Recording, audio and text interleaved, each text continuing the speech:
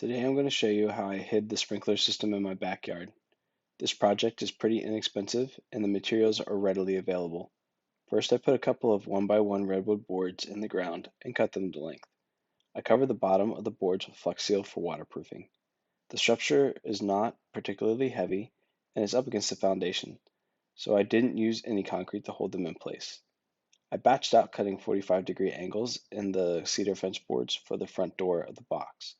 As long as your posts are straight, these boards will be the same length. The hardest part of this project was keeping everything level. My yard slopes to the side for drainage, so I had to get creative with propping up the end of the board. My boards are wet, so I'm not leaving any space in between them. They will shrink as they dry out. I built the entire front door first, but then I realized how difficult it was to cut the sides while blocking the front access. Thankfully, I only used 18-gauge brad nails before my epiphany of wrongdoing. The size of my house is far from flat, so I used a contour gauge to transfer the slope of my house to the individual boards as I went. I took the boards to the bandsaw for cutting the contour.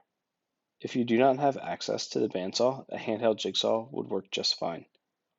I recommend starting with the front panel, adding one sideboard, then going to the other, and repeating the process. Then being sure to keep everything level and making fine adjustments as you go.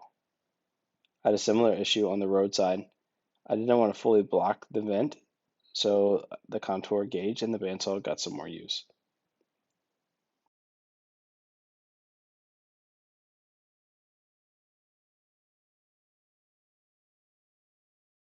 And now to get back to the stop motion. I somehow lost the footage of making the top for the box. It's a simple 3-board top with a slight slope to prevent the water from sitting on top of it. I then covered my imperfections with an inch-thick trim piece of redwood. Also missing is the action shot of the front door being used. So here's one 7 months later, the day I'm editing this video. You can see the cheap cabinet push-in door latches that I used to hold the door on the far side. They do the job, but I'm sure there's a better way. And again, these are cost effective, and I used 3 on each side of the door. To this day, they're holding perfectly. Please enjoy the rest of this clip of me acting like I'm making adjustments to the water system.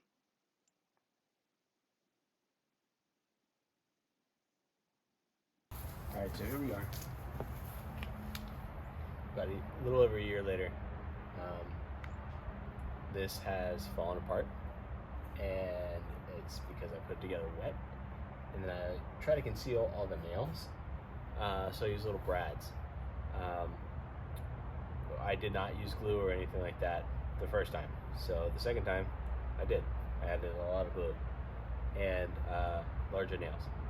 I went from a 16 gauge, or from an 18 to a 16 gauge, and it's held up well.